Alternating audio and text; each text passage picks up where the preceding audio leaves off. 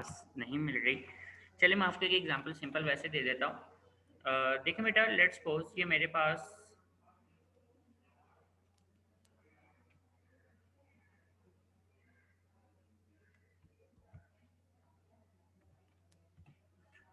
देखिए बेटा, let's suppose ये मेरे पास जो है ना वो ये डिफरेंट प्लांट्स हैं, ठीक है। अब जाहिर बात है ये जो डिफरेंट प्लांट्स हैं वो एक ही जगह पर ग्रो कर रहे हैं, ठीक है। यानी कि ये आप समझ लेंगे ये डिफरेंट प्लांट्स हैं, they are growth in the same region, ये एक ही रीजन में जो है ना वो ग्रो कर रहे हैं, ठीक है। अब डेफिनेटली ये दोनों अगर एक ही स्पीशीज से बिलोंग करते हैं तो यहाँ पर वर्ड आ जाएगा इंट्रा स्पेसिफिक कॉम्पिटिशन, ठीक है। मैं यहाँ पे एक और बना लेता हूँ। तो ये मेरे पास एक और प्लांट है, लेकिन ये प्लांट जो है ना वो बेटा डिफरेंट स्पीशीज से बिलोंग कर रहा है, ठीक है। अब फॉर एग्जांपल अगर ये दोनों एक ही स्पीशीज से बिलोंग करते हैं, ठीक है। अब दोनों की रिक्वायरमेंट क्या है? वाटर रिक्वायरमेंट दोनों की है। इसी तरह दोनों की रिक्वायरमेंट क्या है? ज़मीन से न्यूट्रिएंट्स अब्सॉर्ब करना, ज़मीन से जो फर्टिलाइजर है उन्हें अब्सॉर्ब करना, और इसी तरह जो बेटा सनलाइट है वो इन सब की रिक्वायरमेंट है, ठीक है। They want to get more light to perform more photosynthesis, ये इनकी रिक्वायरमेंट्स में शामिल है।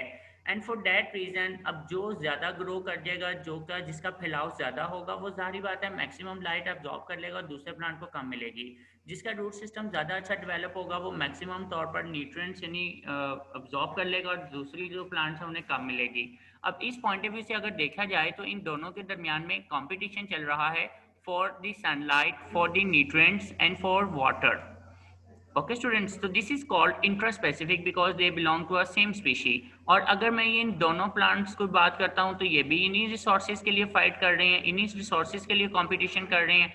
एंड डेफिनेटली जहाँ पर एक ही स्पीशी के होंगे तो वो इंट्रास्पेसिफिक था, लेकिन जब दोनों स्पीशीज ऑर्गेनिज्म चेंज हो गए हैं तो इसके लिए हम वर्ड यूज करेंगे interspecific competition. Okay students, now next अब हमारे पास आगे आ जाता है कि interspecific competition is always stronger and more severe than interspecific competition. अब याद रखो बेटा, जब दोनों जो यानी कि जो इंटरस्पेसिफिक कंपटीशन है ना वो ज़्यादा स्वेयर होता है, ज़्यादा स्ट्रॉन्ग होता है। उसकी रीज़न क्या है? उसकी रीज़न ये है क्योंकि जो सेम टाइप के ऑर्गेनिजम्स होते हैं they have same type of skills, इनकी स्किल्स एक जैसी होती हैं, ठीक है। इनकी पावर एक जैसी होती है। ओके स्टूडेंट्स, अब अगर तो वो डिफरेंट स्पीशीज से बिलोंग कर रहे हैं तो उनमें से एक पावरफुल होगा और एक वीक होगा, तो डेफिनेटली वो कंपटीशन इतना स्ट्रॉन्ग नहीं है, इतना स्वेयर नहीं है। अब जैसे अगर मैं एक बात करता हूँ फॉर एग्जांपल, ये लेट्स सपोज देखिए बेटा, अगर मेरे पास जो है ना वो एक ग्रुप है और वो दोनों ग्रुप यानी कि समझ लो कि एक लाइन है, ठीक है। अब एक लाइन जो है वो बेटा एक एनिमल को हंट करता है एंड देन उसको इस्तेमाल कर रहा है एज अ फूड। अगर वहां पर कोई लाइन दूसरा आ जाता है, अब देखो दोनों ऑर्गेनिज्म सेम स्पीशी से बिलोंग कर रहे हैं। अब जाहिर बात है अगर वो एक कॉमन फूड के लिए आपस में फाइट करना शुरू कर देंगे, कंपटीशन करना शुरू कर दें, और एक लाइन दूसरे लाइन को जब तक मुकम्मल तौर पे मार नहीं डालता वो हार नहीं मानेगा, because they belong to a same species, they have a same power, they have a same skills. That's why ये कंपटीशन ज़्यादा स्वेयर होगा, ठीक है। लेकिन अगर मैं बात करता हूँ लेट्स सपोज, ठीक है जी, मेरे पास यहाँ पे वुल्फ है। अब एक वुल्फ जो है अगर एक एनिमी को मारते हैं और उसको एज अ फूड इस्तेमाल कर रहे हो और वहां पर अगर लाइन भी आ जाए तो डेफिनेटली वुल्फ वहां से पीछे हट जाएंगे। उसकी रीज़न क्या है? क्योंकि उन्हें पता है कि अगर वो इंटरफेयर करेंगे तो लाइन उन्हें भी मार देगा।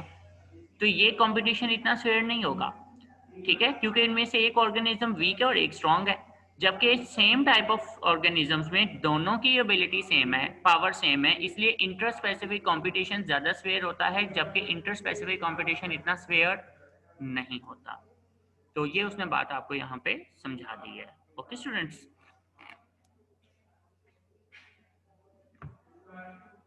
अपनी चाबी